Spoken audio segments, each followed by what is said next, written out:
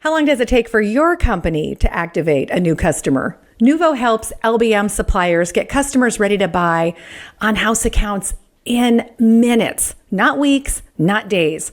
With instant verifications, streamlined job sheets, and real-time credit insights, your team can start loading trucks while your competitors are still checking references.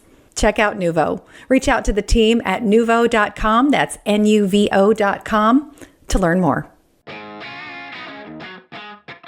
Hey there, I'm Thea Dudley, also known as the Credit Overlord, and welcome to LBM Talks Credit.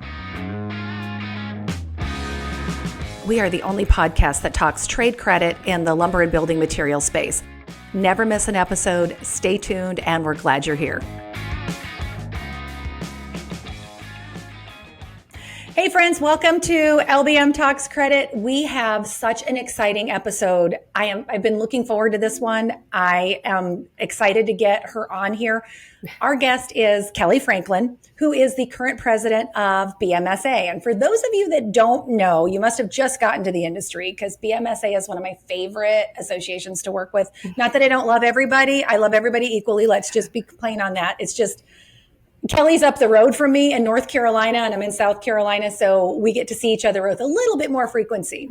But what I love about Kelly's story is that she started in credit, like a lot of people do, and then she decided that she had some opportunities come up and moved up on that. And so I would really love to get her on here and let's talk through it. So Kelly, why don't you tell everybody a little bit about where you started in credit and how that sort of evolved into where you are now. And we're going to dive into the deep, but just give us a little taste. Oh, goodness. Okay. So, I'm Kelly Franklin, and I am the newly appointed president of the Building Material Suppliers Association. I've got about 12 years in the LBM industry, and I've been fortunate to serve this industry in a variety of roles over the years. Where this started? Well, honestly, I didn't seek out the role of a credit manager. It was more of a career growth opportunity for me. No, nobody does, Kelly. Just so you know, nobody says, "Ooh, pick me." So I love that you're like, well, I was at work one day and I was getting some coffee and someone said, "Hey, you, make a call." Yeah. So, and honestly, the transition into the actual role itself was more of a pushed out of a moving car and left on the side of the road kind of situation, due to some unforeseen things that happened along the way. I guess just to give you a little history of how I even entered the LBM industry, a number of years ago, I was kind of reevaluating my life and had a very dear friend who worked at a family-owned lumber company and just needed some help basically pushing paper. She needed some help in her accounts payable department. And I was like, yeah, sure, no problem. I can do that, right? Give me something to do while I try to figure out my life. So time went on. Business was growing exponentially. And before I knew it, I was wearing multiple hats, helping out multiple departments and growing my career without even really knowing it. And at the company I was at the time, there were some top level changes happening, and the current credit manager was becoming the CFO, and she offered me the job of credit manager, and I was like, sure, why not? Nothing to it, right? Well. Okay, I love that where it's like, all right, okay. Yeah, how sure. hard can this be? Right? That was exactly my thoughts. How hard could this be? And she and I had the best of intentions for some hands-on real life training. But as we all know, life likes to throw some curveballs. And she had to leave a bit earlier than she expected. She was going on maternity leave, and her daughter was ready to be here. So then all of a sudden, I was the credit manager, right? So everything was up to me then. And although I'd had some exposure to the role, I really had no formal training in credit or background in finance or any real idea what I was getting into at all. And from there, how I ended up in associations. Well, hang on. Let's back up for a minute. So when you said, hey, I didn't, your experience mirrors what a lot of people in credit have experienced, where I didn't have any formal training. I didn't even have an accounting background. And that's where I think a lot of people make their mistake, where it's like they think credit people are accountants. We're not. I don't have to do higher math. All I have to do is know that you owe me money. And when you pay me, I subtract it from what you owe me. And that's pretty much how it is. So really, it's just some simple, addition and subtraction. The occasional spreadsheet, but, that's not that much of the job. But the formal training part, there is no, there's some classes that you can take through NACM and Level Set and some other places, but it's not like they're not teaching that at colleges. So you show up and it's like, yeah, I'm just gonna jump in and try to treat people and talk to them the way that I would want to be talked to and try to make this as palatable as possible. How long were you in that credit role?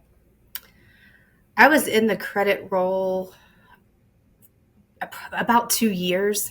Like I said, it was kind of a career growth opportunity. They needed someone to fill the role, so I was happy and willing to do so, and so there it was. And then more opportunities presented themselves in that company, and I kind of worked my way up from there. Well, so we're going to get to how you ended up at an association very shortly, but I want to dive into this whole credit piece of it. Tell me a little bit about like the challenges when you came into credit. Everybody has some preconceived notions. What was the hardest part, and what was maybe the best part? Let's go two ends of the spectrum. So the hardest part for me was the difficult conversations. I don't care for confrontation. It makes me nervous. It makes my stomach hurt. It makes my heart race. But what I learned is that they don't have to be confrontational, and communication along the way helps ease that. So, but the hardest part for me was having those difficult conversations while maintaining a good relationship with customers, because the last thing you want to do is for a customer to get mad and stop buying or whatever, or give up their salesperson because of the credit manager. And it always comes down to, well, I was on hold. And it's like, but okay, let's look at why you were on hold. It's not like I just woke up today and said, yeah, I think I'll just mess with someone's life. Right. I just think I want to make you mad today. I'm picking you. No, I've had enough fights in my day. So let me poke this bear with a stick and see if he roars. Let's see how that goes. So you're kind of going through it, with your early challenges. So the tough conversations are hard, and they take a little bit to learn how to finesse. What was maybe your favorite part of the job? So my favorite part of the job was building those relationships, and those customers were more like friends and family. And to be perfectly honest, you learn more about them through those conversations and those friendly interactions than anything.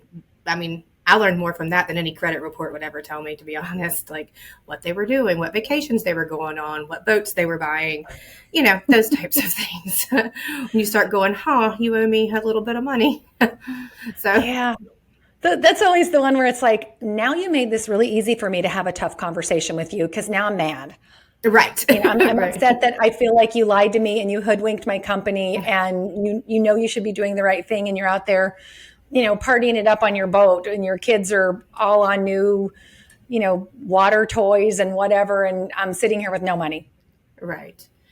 And I will say that I was given one especially valuable piece of advice from the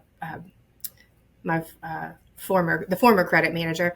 And she was like, it's your job to collect the money so that the paychecks can go out every week.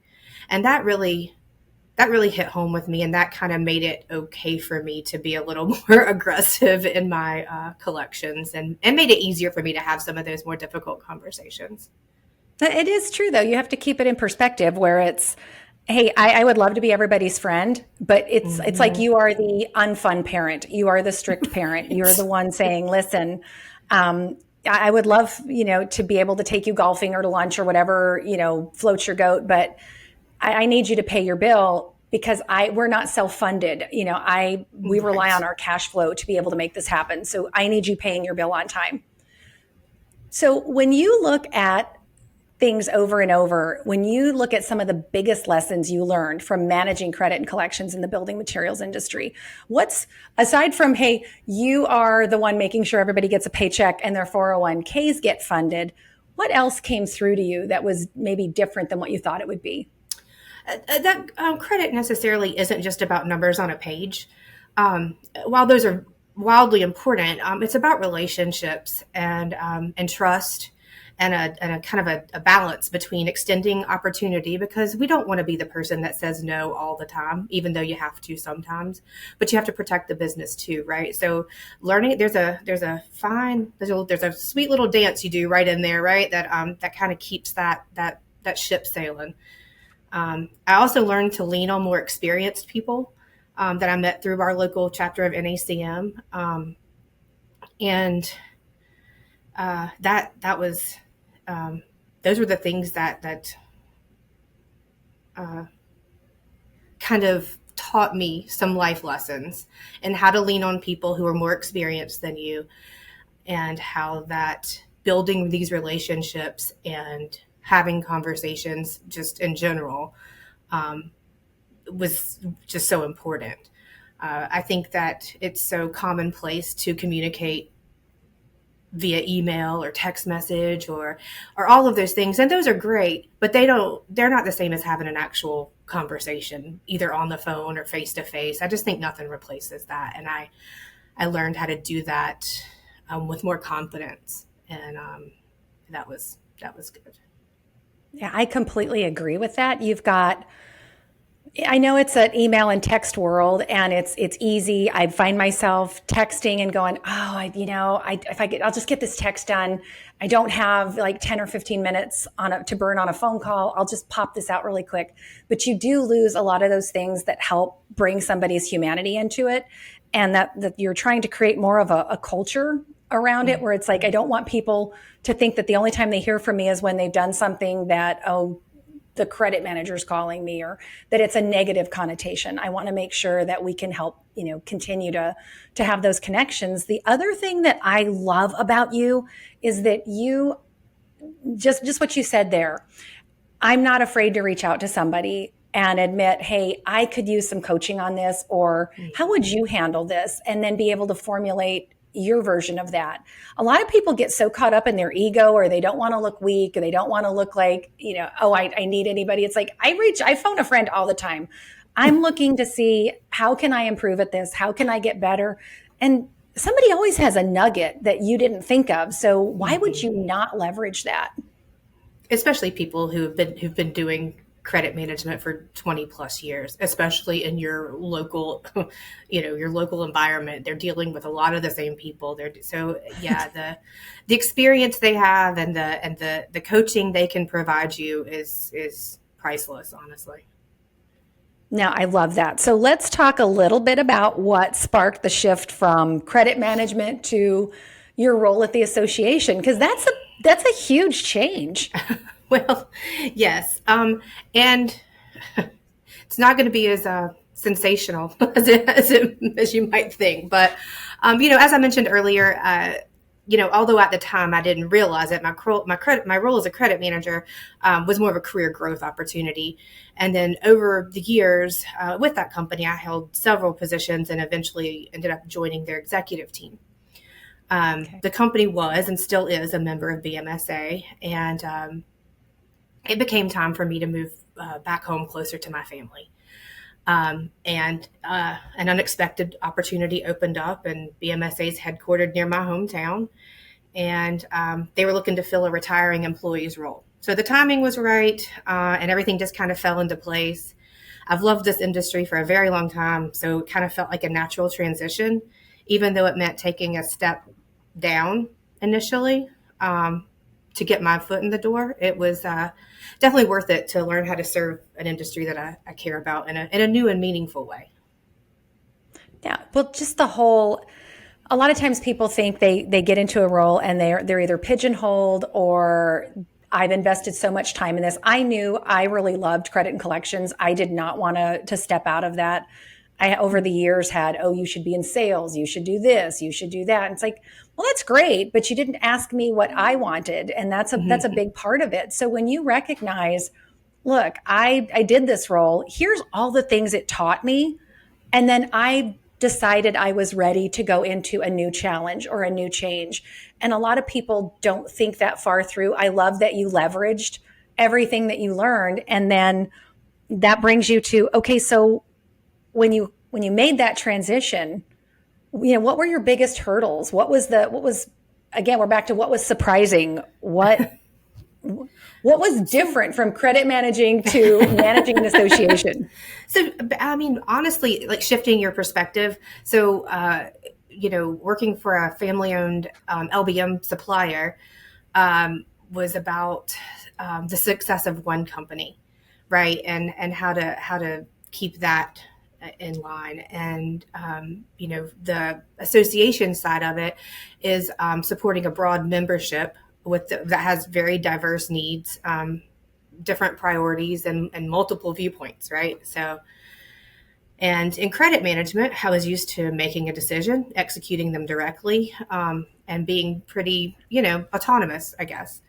And at the association level, there's a much greater emphasis on collaboration and serving the collective good, which is just a little different strategy.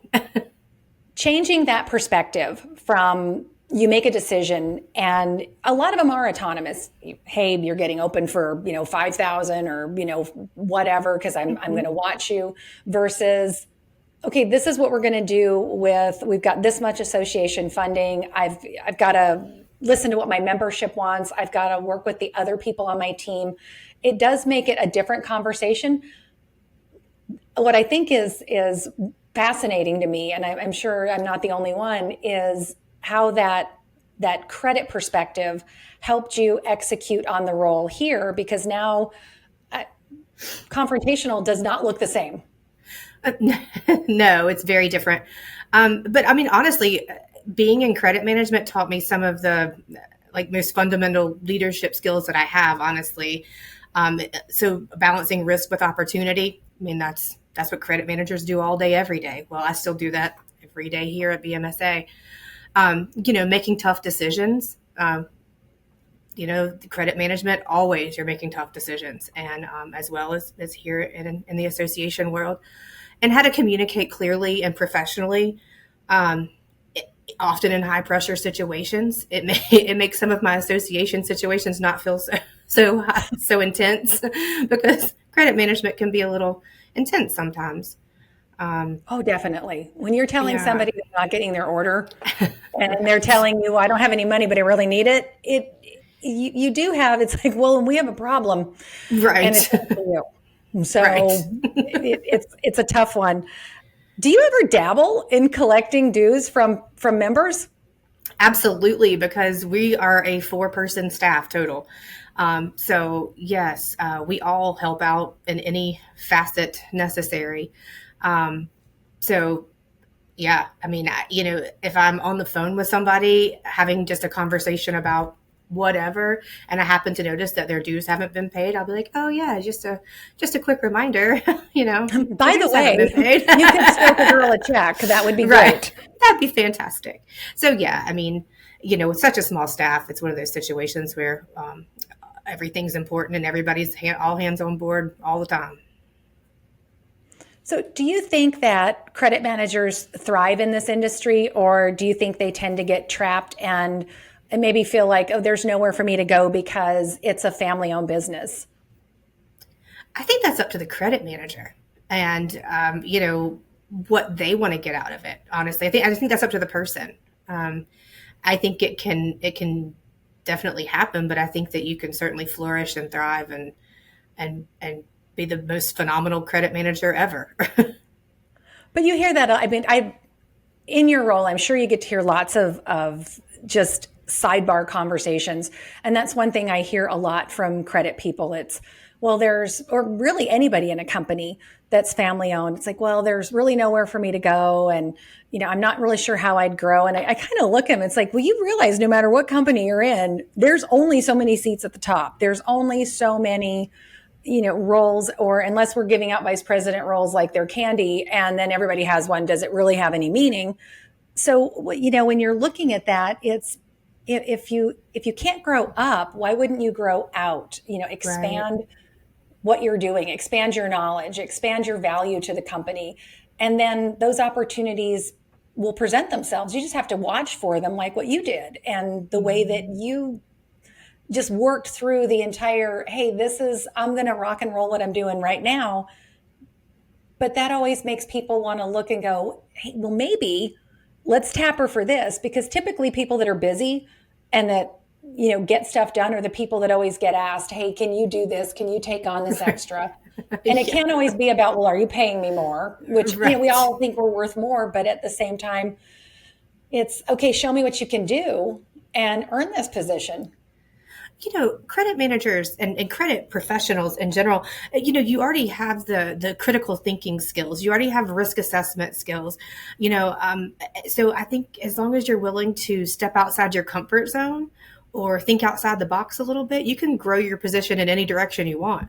You can grow out or you can grow up. I mean, I think that's totally just up to the person. I think that's very well said. A lot of people do get trapped. No, it's true. They do get trapped into, what can I do? Or that person's lucky. It's like, no, they're not lucky. They work their butt off. And They're ambitious. yeah, it's a different perspective. I do want to talk about the association some, because one of the things early on in my credit career that I learned was hanging out at the associations, not just credit management associations, but hanging out where my customers were, was one of the best things I ever did. Was going to, like, whether it was a roofing contractor association, insulation, whether it was building materials, whatever it was, hanging out at those associations and getting them to be comfortable seeing me and talking to me. Because, sometimes you'll tell them, what company are you with? Well, what do you do? And you're like, credit. And they're like, oh yeah, I just, my credit's really good. It's like, are you sure? Because Right. don't try to buffalo me, because I already know. I'm just being polite by agreeing with you. Right. I don't want to start something here at the bar at the Sheraton. I don't want to throw down with you. Right. So, as you're going through it is, I think it's a great place for credit managers to continue to thrive and to go there and learn. One of the best things is go to the monthly meetings and get to know other, your competitor's business, get to have those relationships. Hey, I may need to call over and say, hey, do you have this customer? Are they paying you? I may need to get a little intel, or just keep up on what's going on in your industry, so that, if someone is trying to pull the wool over your eyes, you're like, that's not happening. I don't know where you heard that. Right. Yeah, that does happen. You would be surprised well, you wouldn't, but some people would be surprised at how much that really does happen. And they think they can just trick you right into overextending. You're like, oh, that was such a great story. I think I'm going to sign up for chapter 2. You just get right into that. I do like the fact that the associations have their yearly conferences. You guys have one in one of my favorite towns in North Carolina. You guys go to Hickory, which, for those of you that are not familiar with Hickory, North Carolina, it used to be the furniture manufacturing capital of the South. And they still have the Furniture Manufacturers Credit Association, still meets there every year. Wow. And it's just a cool little town. And you guys do such a great job up there. Thank you. Yeah, we have our annual trade show there. So it's basically like a traditional trade show, but it's for networking. We have education. We have that's included as part of it. Then we have other education that's offered simultaneously. So to kind of be an all-inclusive event, we do estimating classes usually. Our speakers one of them usually does an economic update. And then there's industry-specific topics, and then there's usually like a keynote that can be anything from leadership to, how to hire and maintain your staff and things like that. So it's a great event. It's every February in Hickory, North Carolina, and we're looking forward to next February. Yeah, it's a great time of year to be there too, and there's some amazing restaurants. Yes, I'm a Food foodie, is fantastic. unfortunately. Yeah, same girl. But I do think if you're going to, because a lot of credit managers sometimes will say, look, I can't get away to some of these conferences. They're too far. If you're in this region, it's a really easy, most of the time it's not that far of a drive, but getting connected and having that community and that backing, or you can call somebody at the association office and say, hey, do you know anybody over here? I could use this. Or, hey, I need to find a credit manager. Do you know anybody that might be looking? You could do all of those kind of things through the association. Just keeping Absolutely. up on the knowledge piece of it, I think, is amazing. I'd like to focus on some of your challenges and advice. So it's like our speed dating round here, Kelly. Okay. What were the toughest moments along the way in both roles? What was some of your toughest moments in credit? What was some of the toughest moments in the association? The toughest moments in my credit experience, just, making difficult decisions about long time customers, or customers that were, how do I say this delicately, friends of ownership, or those can be sticky situations sometimes, and they were some of the toughest to deal with, because sometimes people just don't want to hear what you have to say on either side, the customer side, ownership side. They just don't want to hear it, even though you're telling them what's best in their best interest. So how personal did you take it when, not so much from a customer standpoint, because I understand that sometimes customers get into a bad spot and they get defensive and they lash out irrationally. And I try to, I'm not always successful at it, but I try not to take that too personally. But the other side of it, when you are working for somebody and you're like, look, we're on a team and I'm telling you for all of these reasons that I've got here, this is a bad idea, or we need to do this because, as we've mentioned before on this podcast numerous times, friends don't not pay you. Friends like treat you good. They don't not pay you and call that friendship. So how personally did you take it when your leadership or ownership said, we're just going to let it ride? I take things pretty personal anyway, so I might not be the best person to ask, but I mean, there were many days I cried. I mean, I'm not going to lie. Like it would bring me to tears, and I would just be so upset because I just knew I was doing what was in the best interest of the company, which was my job. And I felt like I was just being met with such resistance sometimes. And, it's like, but I have good, valid data. I have good reasons. It's not like I just don't want to do it, And I got a picture of his boat. Right. So look at him smiling. Right. And he's waving at you with his middle finger only. It's not a great picture. Right. So, you can't help but take that personally. I mean, and I can understand both sides of it, but at the same time, it's like, come on, that's what you're paying me to do. That's what I get my check for every week. So let me do what I'm here to do.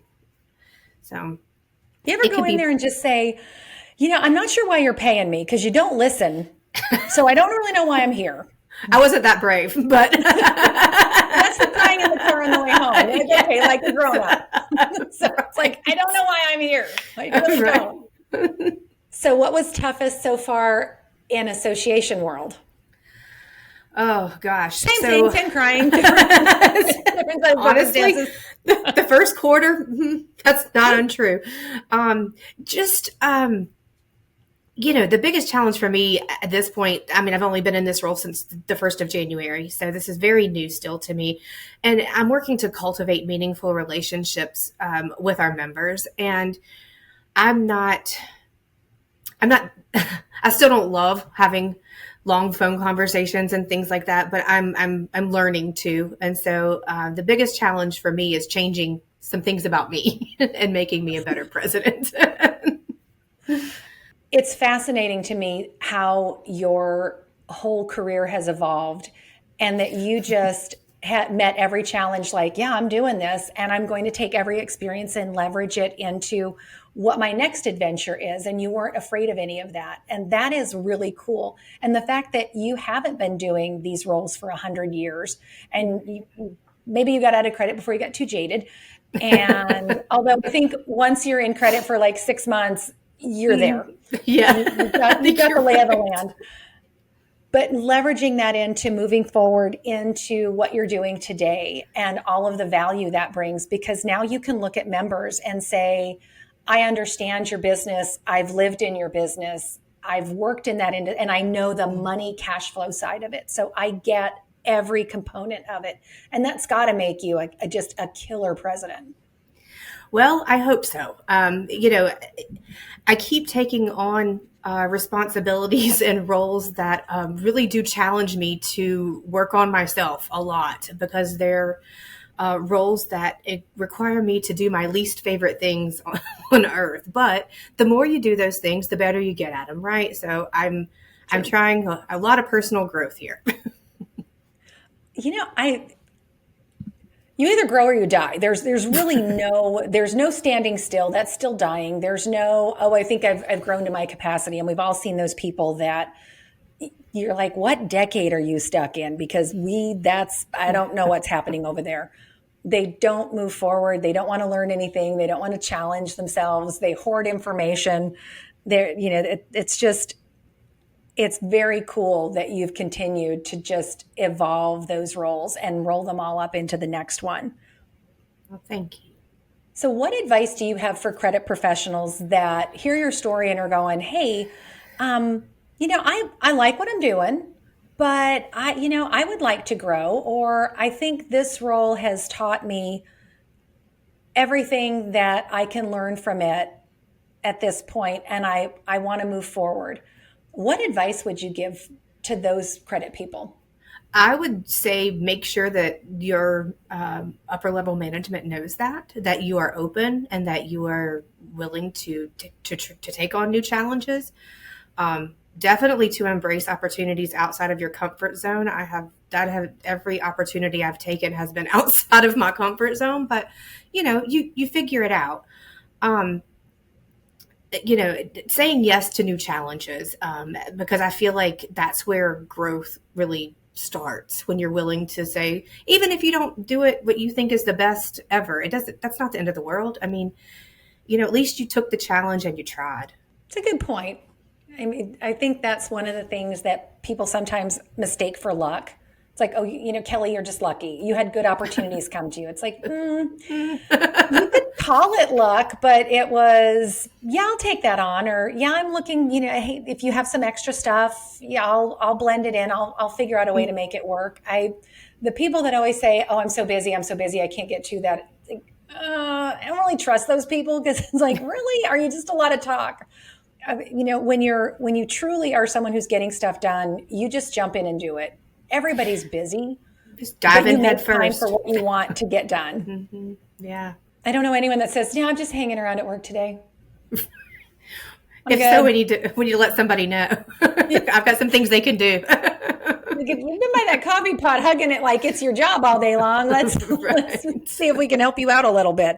I want to back up to when we were talking about associations. And we talked about why it was important for credit managers to attend association events. And one of the big challenges is everybody says they're so busy. And you tend to make time for what's important to you. When I didn't want to give up my evenings to go hang out with a bunch of contractors or other building material people at an industry event. It wasn't always something I was excited about after working all day, but I was never sorry that I went when it was done. Sometimes it was just getting myself psyched up to go to something when I was just done for the day. It's like, I've had it. I just can't. But then you get there and it's a different vibe and it's more relaxed. I think the benefits outweigh the negatives. Yeah. I know you'll agree with me as the association president. But anything you want to add to that, or that there's just something that, I know I sound like a broken record. I sound like that with credit reports, where it's like, get a credit report. And then the associations are so important, going to conferences and getting those connections. And that's the more people that you know, the more people that you have in your network, it makes such a huge difference to how you're able to execute your job. Oh, for sure. And associations certainly lend themselves to fostering these relationships and making these connections with other industry professionals. Whether, I mean, if you're talking about just like when I used to work for the LBM supplier, we used to go to home association meetings, Okay. home builder association meetings. I'm sorry. And it was great. I mean, we found new employees there. We found, we met all kinds of people that might be coming to the area to start building.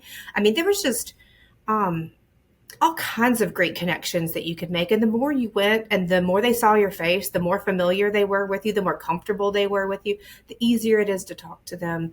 And, and and then when the other professionals that are within your group are there, you have those people that you're comfortable calling and leaning on and asking for advice or help. Because I mean, you don't want to do that with just anybody. You need to have a foundation and a secure relationship with that person before you're going to call and say, hey, you give me some advice about so and so, because what's he doing over there, because this is what he's doing over here. And you don't want to have those conversations with just anybody. Well, you want to know who you're talking to, and you want to know Right. that there's that relationship that's built there. Cold calling somebody is really hard on both sides, because typically it's, I'm going to give you the basics. Here's how long they've been buying here. They're typically run about 30 days past due, or no, they pay, flawlessly or whatever. I'm not going to maybe get into, in a totally compliant, non-antitrust kind of way, here's what's happening. Hey, we just cut them off, and they just got back from Aruba, or whatever. But I'm not going to do that with just some random person that I don't know. It's going to be, hey, what have you heard? Or you're just hypothetical. What's going on in the industry? What's the economy doing? What are you seeing the same thing as I'm seeing? Because sometimes you do get in. I sometimes have to turn the news off in the morning, because I start to go down that rabbit hole, and it's like a spiral. And pretty soon I'm like, I don't know why I'm going to work today. The world's going to blow up. Right. Well, I'm just boycotting. I'm just going to sit on my back deck and drink Bloody Marys and wait till the end comes. And watch it happen, right? Yep. Just not even going to participate. I mean, it's just like when you call for a trade reference, right? I mean, it's basically, like you said, it's a cold call, and they're going to give you the very basic information, most basic information available. But when you have, been to association meetings and you've seen the credit manager from the company down the street out and about, and you've had a beer together or whatever, chit-chatted, spent some time together, when you call them and say, hey, I got something strange going on, they're more likely to share a little deeper dive, a little deeper. Right. I'm trying to think of the correct way to say that without. No, and I know somebody's gonna send me an email and go, well, you violated antitrust. It's like, we're not talking about price fixing and that sort of thing. It's just, hey, what did you get from this? Are they telling you the same story? Right. We're being held up for money. I don't want to chase sales down the road, but he's also placing a lot of orders here. My gut is that you just cut him off. You can just have a more candid conversation when you have that kind of relationship versus such a, flat basics only answer. And it's not going anywhere. They're not going to run up to the president's office and go, let me tell you a story. It's hey, we're just, yes, would I like to kick your butt, sales wise? Sure. But I also don't want you to lose money either. I don't get any joy out of that. It's about protecting the businesses at the end of the day. It's really, it's not about anything underhanded. It's about, honesty, really. So as we kind of wind down this episode, Kelly, how can everybody get a hold of you? So you can connect with us, BMSA, on LinkedIn, Facebook, Instagram, and you can learn more about what we do and who we are at www.mybmsa.org. That's our website, and there's lots of great information. Our phone number's on there. We are here in the office. You can give us a call anytime, and we're happy to chat. Well, and we'll put all of that down below the episode, but you're on everything but Snapchat. I mean, I can manage my LinkedIn profile, and that's about it. I'm like, look, if you're looking for anything else, I can't help you. Kelly, thank you for sharing all of your insights. The journey from how you got into credit and to what you moved into. And that, to me, that is such a pivotal point where it doesn't matter where you started. The experiences all gain. I was trying to remember, there was some some entertainer that said, the question was, what would you change about yourself if you could go back in time and change something? And she said, nothing, because then I wouldn't be who I am now. And that's what your story really reminds me of, is that every experience you had just led you on. So I'm really excited to see what you do next. So I'm a total fan. I think we're done. I think we're done. I'm not. No promises though. Who knows? Share with anybody. Just that, whether you're in credit or any other role in the LBM industry, don't underestimate the value of showing up, staying curious, and investing in all of those relationships. The more you engage and the more you grow, it doesn't just benefit the person, it benefits the entire industry, and we all gain value from it. So that's all. No, I think that's really well said. Well, that wraps another episode of LBM Talks Credit. And I want to thank everybody for joining us once again. Thanks for the emails, the comments, and the willingness to share your experiences to help benefit the trade credit community. New LBM Talks Credit comes out every other Tuesday on Spotify, Apple, and YouTube. And if you can't wait, you can catch our back episodes at the same place, and you can listen to them over and over to your heart's content. If you miss in between and you're like, wow, I showed up on the wrong week, don't tune out, because you'll see Sally on our social media, LBM Talk social media. And she's incredibly talented and insightful. Thanks for joining us. This is your only place for practical strategies for trade credit in the LBM community.